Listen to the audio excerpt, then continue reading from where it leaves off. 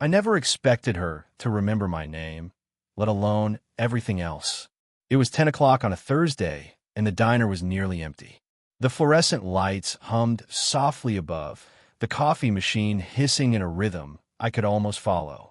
I sat in my usual corner, the one by the window that caught the pale streetlight. My phone was face down, unread messages stacking like a quiet monument to my indecision. She appeared like she always did, without warning, without ceremony, sliding into the booth across from me. My friend's mom, 45, maybe 46, her hair pulled back loosely, a scarf that didn't quite match her sweater, but somehow worked. She smiled at me, that small, knowing smile, like she had remembered something I had long forgotten. "You take it black, right?" she said, nodding toward my coffee. I looked down at the cup in front of me, already steaming. I blinked because, yes, she remembered. I hadn't even ordered yet. "Yeah, thanks," I mumbled, pushing my hair out of my eyes. There was a pause, and then she laughed softly at nothing. Her eyes flicked toward mine, then to her hands, the way they rested on the table, fingers interlaced. I found myself watching them more than her face, wondering if she noticed I was watching. We talked about ordinary things, my friend's new job, the slow march of the week, a weather report neither of us really cared about. The conversation was awkward at first, broken by silences, pauses, half-answers, yet somehow it felt like we were mapping out a shared space just by existing in it. I noticed her glance at the clock, almost imperceptible, the way her eyes lingered on the second hand. I wondered what she was thinking about, if it had anything to do with me. I folded my napkin into a triangle, over and over, just to keep my hands busy, just to keep the thought of her from spilling out of my chest. When she reached for her cup, our fingers brushed briefly. I didn't pull away. My heart did something I couldn't name. And for a moment, the diner ceased to exist. The hum of the lights, the clink of spoons, the scrape of chairs, all drowned out by that fleeting, delicate connection. "I didn't expect to see you here tonight," I said, and it sounded like a question, though it wasn't. She smiled again, but it was softer this time, and for a second, it seemed like she wanted to say more, but didn't. "I'm glad," she said. "It's nice to see someone familiar." I laughed, quietly, because it wasn't familiar in any ordinary sense. Not really. There was something else, something unspoken, a tension that hung in the space between the words, in the way she tucked a loose strand of hair behind her ear, in the way I kept catching myself staring a second too long. She stood, slipping on her coat, and I realized I hadn't moved an inch since she arrived. My hands rested on the table, fingers tracing invisible lines, a nervous habit I hadn't noticed until that moment. "Same time next week?" I asked, and the words felt absurd, like they carried too much meaning in their casualness. "Maybe," she said, and paused, her lips tilting in that same, private smile. Then she was gone, and the corner of the diner felt suddenly too large, too empty, too quiet. I stared at the space where she'd been, wondering if I should text, if I should wait, if I should do nothing at all. Then my phone buzzed. A message from an unknown number. "I left something at your place. Can I come by?" I didn't reply immediately. I couldn't. I just stared at the screen, and for the first time in a long while, the quiet hum of the city outside seemed different. Word count: 599, white heavy checkmark plain. Natural dialogue, white heavy checkmark male POV. Hesitant and observant, white heavy checkmark emotions shown through micro behaviors and silence, white heavy checkmark ending with a reflective cliffhanger the next time I saw her. It was mid-afternoon at her house. I had come by to return a book she'd left at my apartment, or so she said. The door opened before I could knock properly, and there she was, hair tucked behind one ear, slippers squeaking softly against the hardwood floor. "Thanks for bringing this back," she said, holding the book loosely, almost like she wasn't sure whether she wanted it or me to leave it there. I set it down on the counter, noticing how the light fell across her face, the little line of tension near her eyes. She sighed quietly and gestured toward the kitchen. "Dea." I followed, and we moved like we'd done this before even though we hadn't.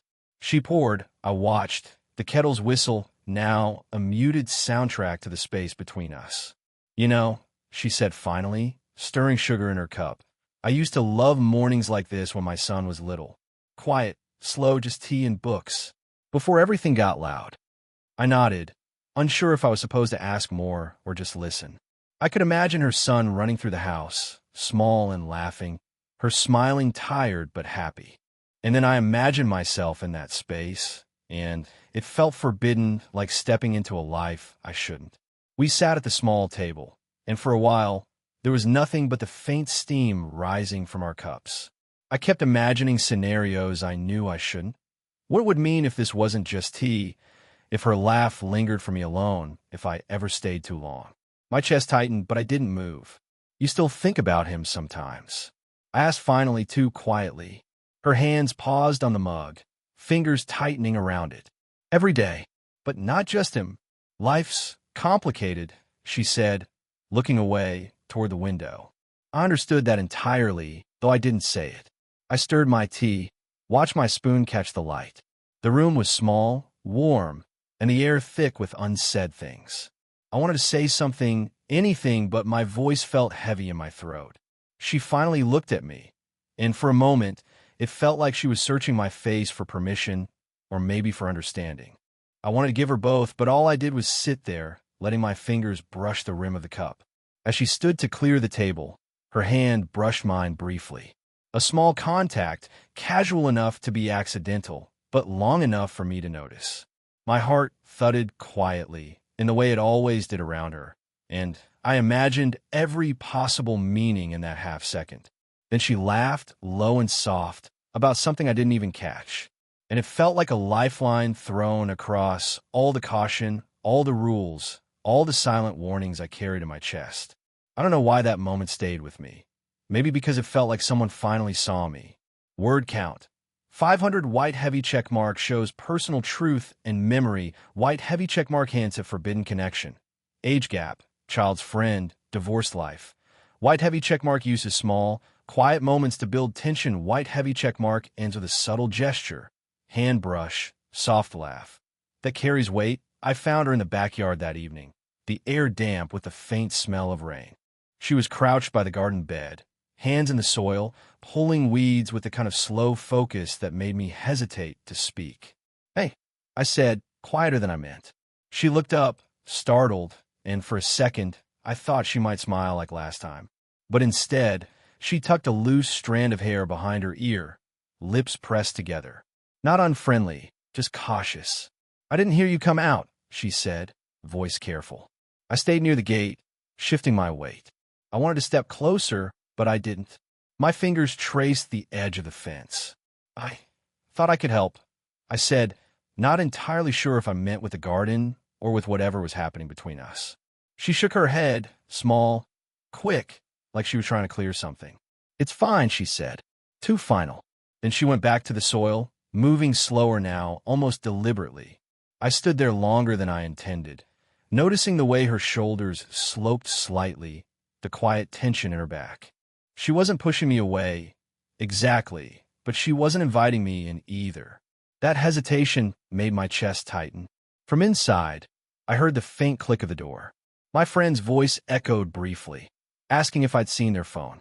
I froze. She flinched slightly at the sound too, glancing toward the house. Someone could come out at any moment. I cleared my throat. "I should probably—" "Yeah," she said without looking at me. I wanted to linger just a little, wanted to ask why she pulled back, wanted to trace that hesitation with my own hands. But I didn't. I stayed quietly, letting my eyes drift to the small lines in her hands, to the dirt under her nails, to the way her foot tapped once and stopped. The wind picked up, brushing her scarf against her neck.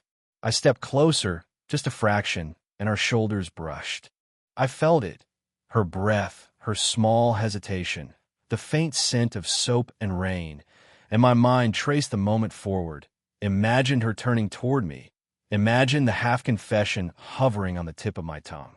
But she pulled back slightly, just enough to break the rhythm, just enough to remind me that this was forbidden, that there were boundaries I couldn't ignore. I caught myself, words trailing off.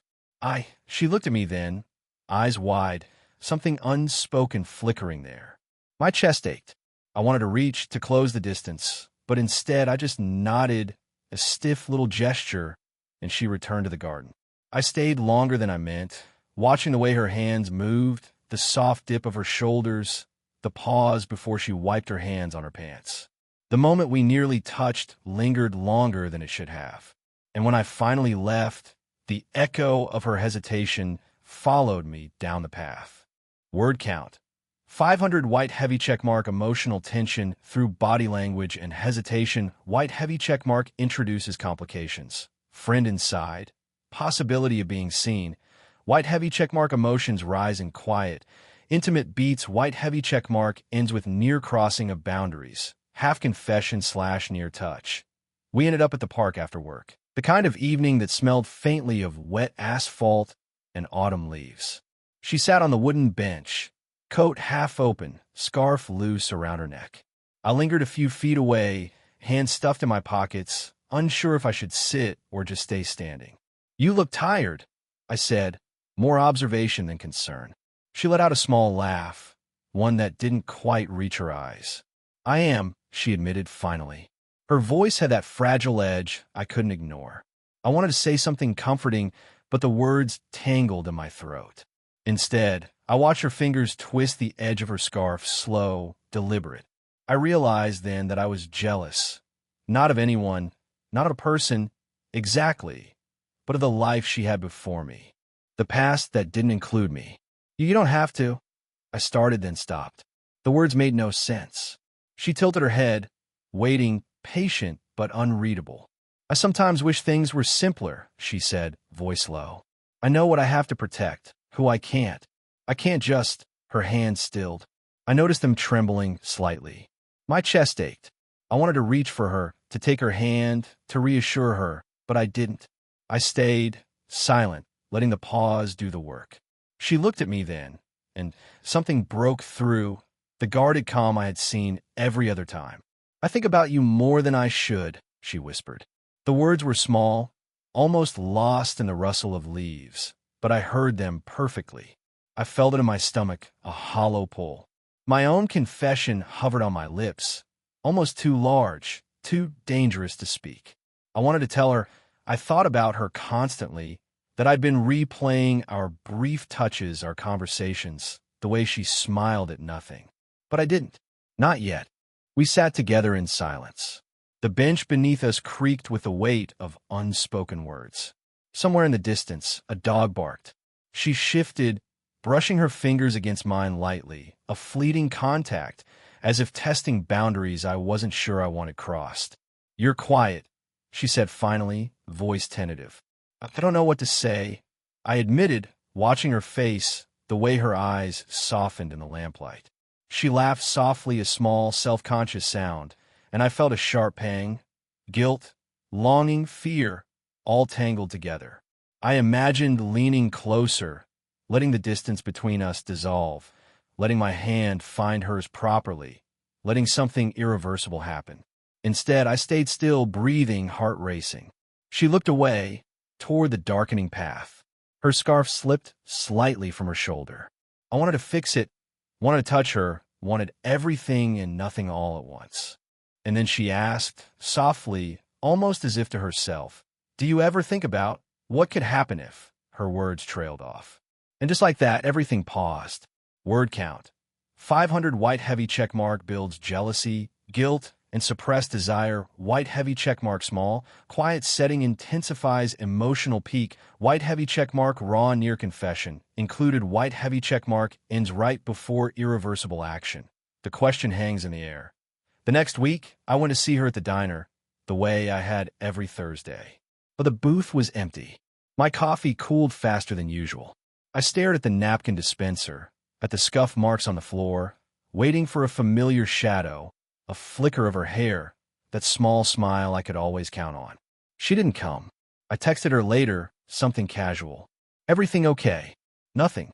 By Wednesday, I realized she had stopped returning my calls, stopped answering my messages. The hesitation I used to find intoxicating now felt like a wall. I imagined her life continuing without me threading through it. Imagined her laughing at someone else's jokes, brushing her hair the same way she used to for me, but for someone else entirely. I tried to reach her at her place. No answer. I could see the faint light through the curtains, her silhouette maybe moving, or maybe just a trick of the streetlight. My chest tightened, but I didn't knock. Something told me I shouldn't. Then I heard from my friend, almost casually in passing, a comment about her ex stopping by last week. Nothing more. But suddenly, all the subtle hesitations, all the half-glances and brushed fingers made sense. Or maybe made too little sense. I wonder if I'd misread everything.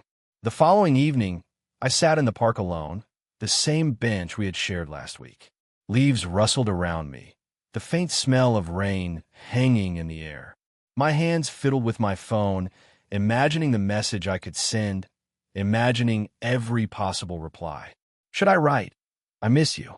Or, "Are you avoiding me?" I didn't.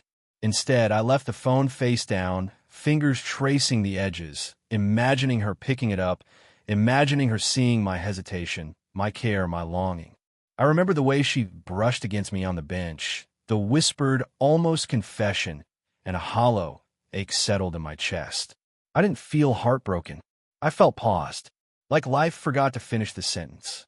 I walked past her street, past her house, past the dim light in her window, imagining her there, imagining what she might be thinking. The door was closed, the blinds drawn, a life continuing in silence. I pictured her laughing at something I wouldn't see, folding laundry, brushing her hair, a routine I wasn't part of. I imagined calling her, imagined her shaking her head, imagined silence, imagined relief and regret colliding. And still, I didn't go back. I didn't knock. The diner booth remained empty, the tea left untouched. The book she had returned sat on my counter, edges worn from use, a quiet monument to something unresolved. I traced the spine with my finger, imagining her hand resting there, imagining her pause, imagining everything that could have been said but wasn't. Somewhere, in the back of my mind, I left a message unsent. Word count, 500 white heavy checkmark twist introduced. She pulls away. Unexpected X revealed white heavy checkmark emotional whiplash through hope, confusion. Withdrawal white heavy checkmark tension unresolved. Sitting in ambiguity white heavy checkmark ends with unsent message / empty seat white heavy checkmark reflective pivot line. Included, I saw her again at her apartment, late afternoon. The sun was fading through the blinds, casting stripes across the floor. I knocked lightly. She opened the door, hair pulled into a messy bun, scarf hanging loose, eyes a little tired. She didn't say anything, just stepped aside. I brought your book," I said, holding it out like a peace offering. She took it, fingers brushing mine for a heartbeat longer than necessary. I didn't pull away. We stood in the kitchen, the silence stretching. I wanted to fill it with words, confessions, explanations, but everything I could say felt heavy, risky, too loud. And yet, staying silent felt heavier. "Why?" I finally asked, voice low. "Why did you stop coming? Stop answering?" She looked down at the counter, twisting her hands. A slow exhale. "I didn't know what I wanted," she said finally, quiet but honest. And I was afraid. Afraid of losing control. Afraid of what it meant for him, for you, for everything. I swallowed, heart tight, and realized I'd been afraid too. Afraid of stepping over a line I shouldn't. Afraid of being the one to break the fragile rhythm we had. "I think about you," I said, almost a whisper. "More than I should. Every time we touch or talk." "I can't." My voice broke. I stopped, letting it hang. She turned to me slowly, eyes soft but steady. "I think about you too," she admitted, barely audible. "More than I should. And I don't regret it. Not really. Just worried. Afraid." The kitchen was small, intimate. The kettle's faint whistle in the background. The faint smell of coffee lingering on the counter. No grand gestures, no dramatic declarations. Just the two of us, finally honest, exposed in the quiet. We sat at the small table across from each other. Our hands hovered, almost touching, then pulled back. We laughed softly, awkwardly, at nothing, at everything. I noticed the crease at the corner of her eyes, the small tremor in her fingers, the way she bit her lower lip. And I realized that love, or whatever this was, wasn't about fireworks. It was about seeing each other fully, flaws and all, and still staying. I reached slowly, brushing a loose strand of hair from her face. She didn't flinch. I didn't need to say more.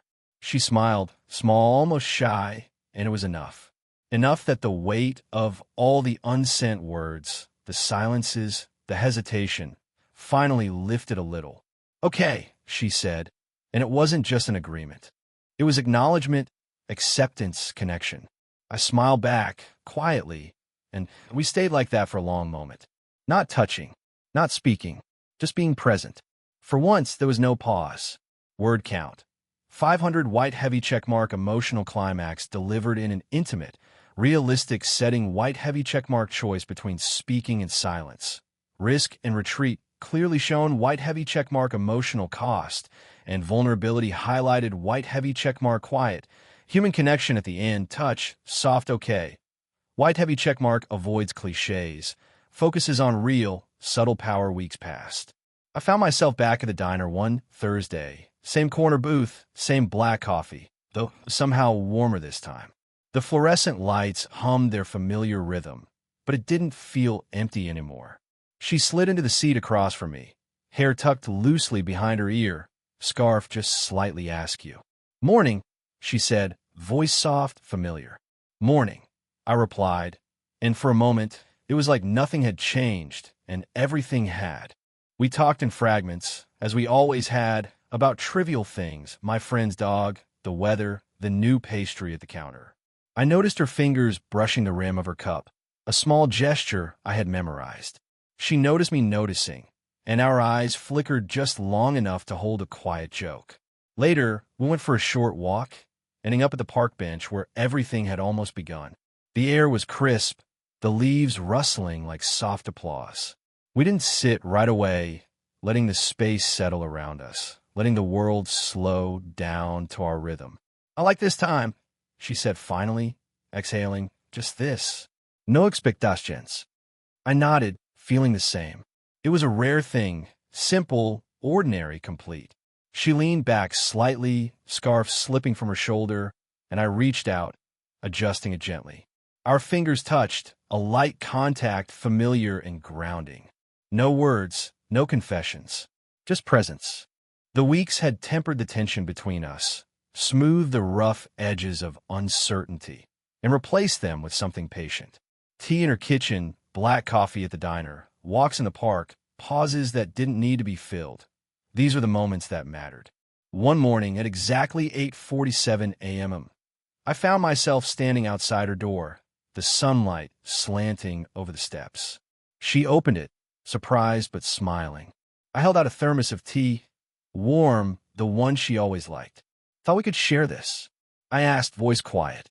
She laughed softly, and for a moment, the world narrowed to just us, the smell of tea, the light brushing her face.